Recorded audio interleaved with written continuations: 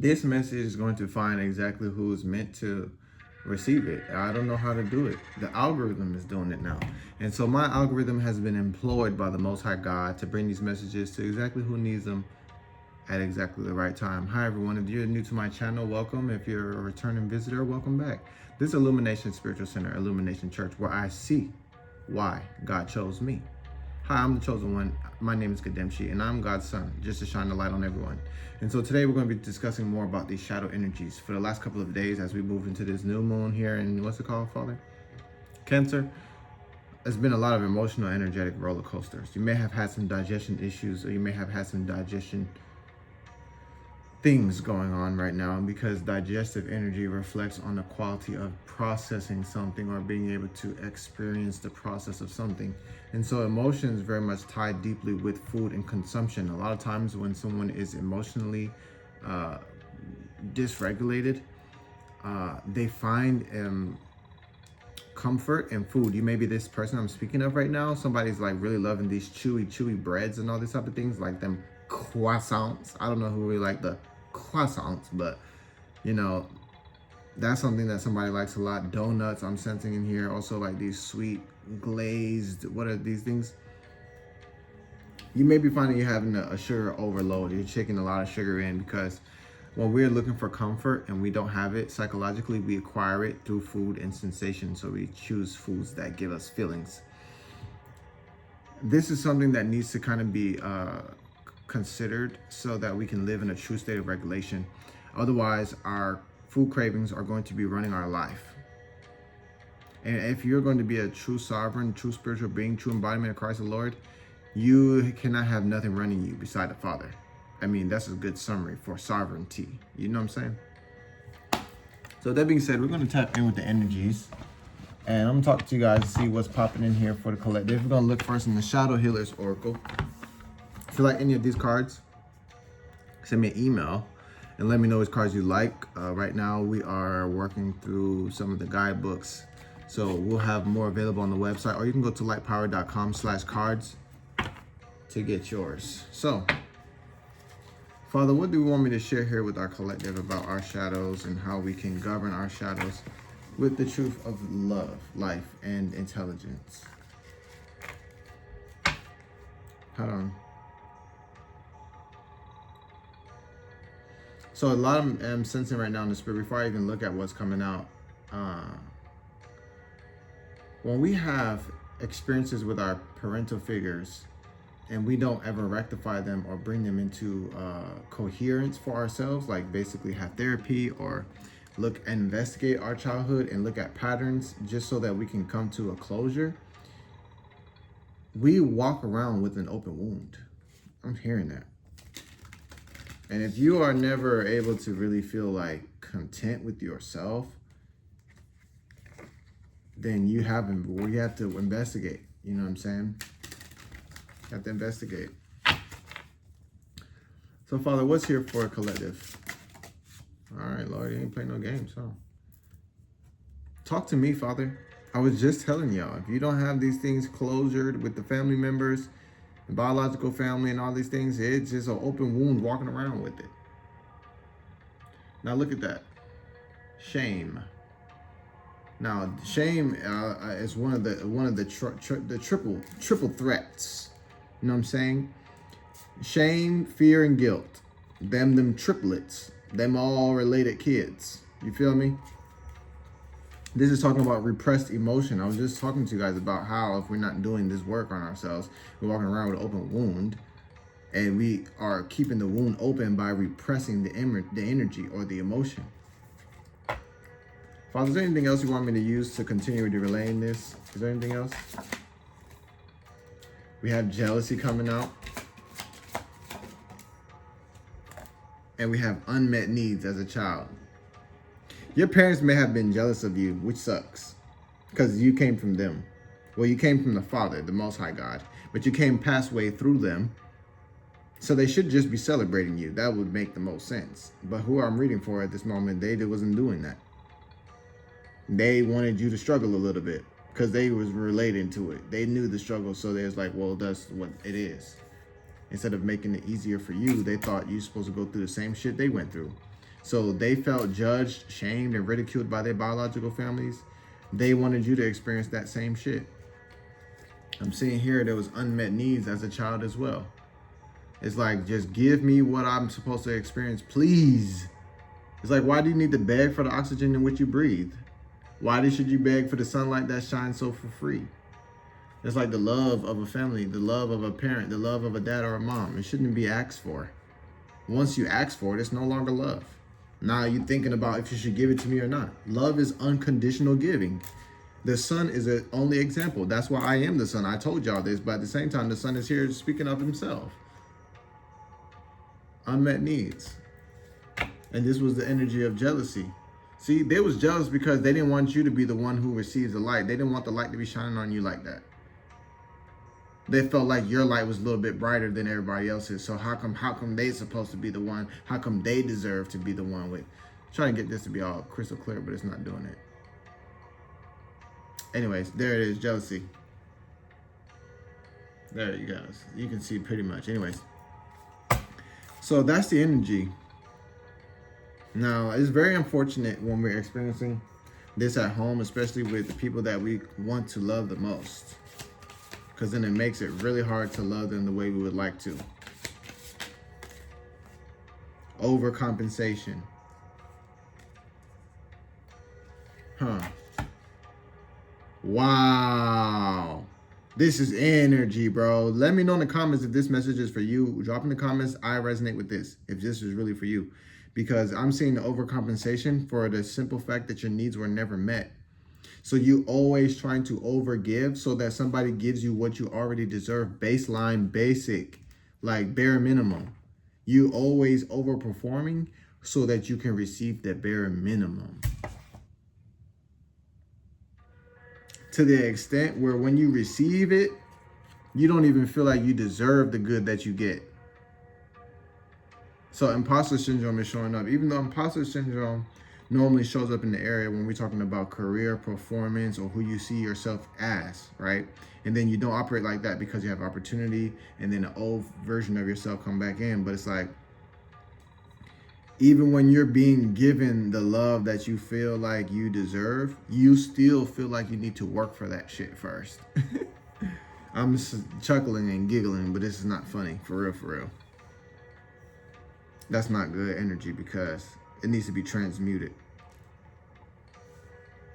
Seeing a lot of energy about how you may have felt powerless in context with your family members because they will always try to do things to coerce you and say things to get you to do certain things. Basically, like try to move your mind with words, like gaslight you.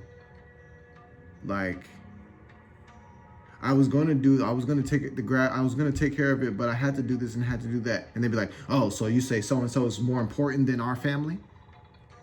Chill, brother. I wasn't saying all that.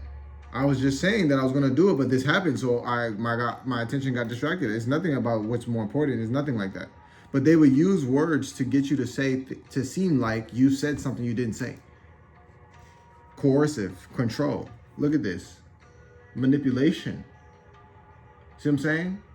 And people operate with manipulation, gang. You are normally, if you're a lover, you're going to try to support them, even if you know they're playing games psychologically. You're still going to be loving to them. This is something about us. So we're going to get one more card and make it a whole message here with that. Possessiveness. Try to control you. What was I saying just now? Possessiveness. Trying to control you. So you feel restrained. And this is put on shame. So they use shame to control your ass. And then they starved you from the things that you needed already, while still being jealous of you because you didn't really need what they was holding back from you anyways.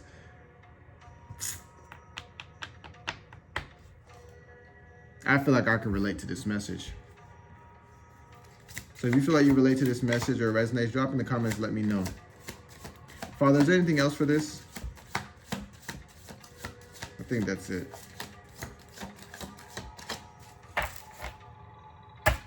That's it. We have victim mentality at the bottom of the deck, though. That is not good to be in the victim mentality, because you're always taking everything as an attack, but you have to come to a space of power within yourself. See, look at all these people around you. They have lights, but ain't nobody light like yours. So you need to anchor into what you got from God, what God knows you to have. Because that's what's going to take you out of blaming other people. You start looking in the mirror for everything. You're not going to feel powerless when you recognize the power that I am is the life of yourself. You got to live for yourself like you love you. But you first have to really do that. So with that being said, I think we're going to wrap this message up with an angelic frequency card. If you like any of these cards, you can send me an email.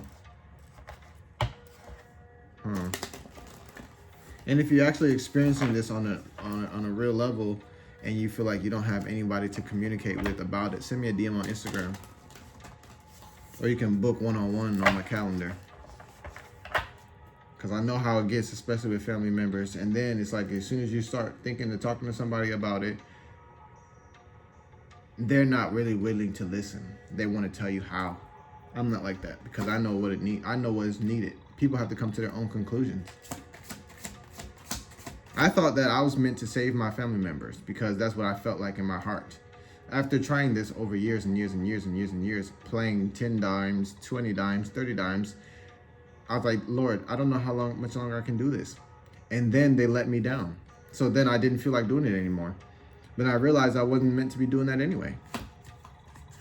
I was just over-loving, over-giving, and I was not valuing myself because I never was even instructed to think that that was worth doing in such a world. It's like, I'm here to help y'all. But at the same time, I needed to have those boundaries for myself. God made it really easy. Life path number 7. I was only going to pull one card, but life path cards normally speak to who's here. And if you're not sure about your life path, you can send me a DM or I can work your numbers for you so that you can have a clear awareness about yourself. But I always want to make people aware that your truth and your full identity is found as a holy son and daughter of the living God in Christ the Lord. So we got life path number 7 here. Wisdom, introspection, and spirituality. You walk the path of wisdom, introspection, and spiritual depth. Your soul craves divine knowledge and inner truth. Spirit calls you to trust the mysteries and listen to your intuition. It illuminates the unseen for yourself and others. Life path number 6 could be here as well. Nurturing, responsibility, love. You're a guardian of love, harmony, and responsibility. Your heart overflows with healing energy, offering care and wisdom to those around you. Spirit calls you to embrace service with balance, knowing that self-love is as sacred as giving. So this is talking about how your ability to grow spiritually has been dedicated to you. You've been chosen for this. And then it's also reflecting that the quality of your ability to first love yourself is the beginning of the giving. You can give to others, but until you've given to yourself, you haven't started the giving properly. So let's see what's coming out. I was just going to get you an angel message, but okay, there we have it. 233, expansion. Sorry, 2333. You may be seeing 3s a lot. You may be seeing 2s a lot, but we have 233 here. And this is reflecting the energy of expansion. And right now, as I'm sensing the energy, this is an expansion of your heart quotient. This is like your capacity. Imagine like everybody has an iPhone shooting on this iPhone 15 Pro Max right now. This phone got 256 gigabytes, right? And I do all this inner work on myself, and I do all this shadow work on myself, and I do all this alignment with myself, and I do all this visioning with myself, and I do all this journaling, all these healing modalities and all this stuff, right? Yes, and then by the time I'm done, I delete all the photos from childhood, save them on my cloud or something like that, right? But then I get an upgrade. Now my phone can hold 512 gigabytes. So the expansion happens in consciousness. It reflects in our mind, and it reflects in our emotional quotient. If you'd like some more information about this, drop in the comments expansion, and I'll do some videos to talk more about it. But anyways, this is all about growth and creative potential. See, it's hard for us to be creative in the true element that we're made to be in when we are holding onto the elements of stories. Because the stories are defining something. It's like a moment in time that you just keep reliving. But it's like if you really want to tap into your creative energy, the past doesn't have nothing to say. not for the future you're creating. Now, you may have referenced the simple fact that you love making smoothies because you remember you made a smoothie in the past, right? That's obvious, but it's like, you're not going to base your life on none of those stories. This is what happens when your mind has been received to God. You start allowing Christ to be the present, to be the past, and to be the future. It just happens to be so. So let me read this to you guys. Express your ideas and communicate your truth. Growth is happening and your creativity is being supported by the angels. Stay focused upon your aspirations, goals, and expectations, and stay centered in your faith and trust. So we have a scripture here in Matthew 22:32. I love the scripture. It says this: I am the God of Abraham, the God of Isaac, and the God of Jacob. God is not the God of the dead, but of the living. I was just telling you guys, God is not going to be talking to you about the past like this. You're not going to be in the mind and focusing on your past and tap into your highest creativity. God, the spirit of infinite intelligence, is your imagination, infinite creativity. And guess what? If you tap into infinite creativity, you're not going to be looking that way in the past. Stay focused upon your aspirations, goals, and expectations, and stay centered in faith and in trust. I am not the God of the dead, but of the living. God is taking you to a new experience. God is taking you to a new future. God is taking you to a new reality where your last reality or a previous life or your past life in this timeline is going to be a figment of imagination. You're going to be rejoicing, and all these childhood experiences that you've had are going to be all of your teaching tools that you use to show people how to make sure that their children are brought up in environments that are actually loving. You may be a person that works with kids, or you may be a person that works with parents. I'm seeing this person with the suit up on here. He's like fixing his suit and stuff like that. So this conversation that we're having is fixing how you show up. Because if you don't acknowledge these things, they are speaking on your behalf in silence. But the moment you acknowledge yourself and you see the way that you've postured yourself energetically, then you can change your outfit, proverbially saying. So that's your message today. Thank y'all so much for joining me here today. This was so much fun. If you like readings like this or messages like this, you guys can go over to my calendar and book me one-on-one and just subscribe to our YouTube channel, because we always bring forth the function of God's light and in purpose to liberate you, to set you free. Because whomever the Son sets free is free indeed. And I entrust you with your own freedom. God bless you, family. And I'll speak to you next time. Just remember, I am the Lord. That's God with you. And I am the Lord with me.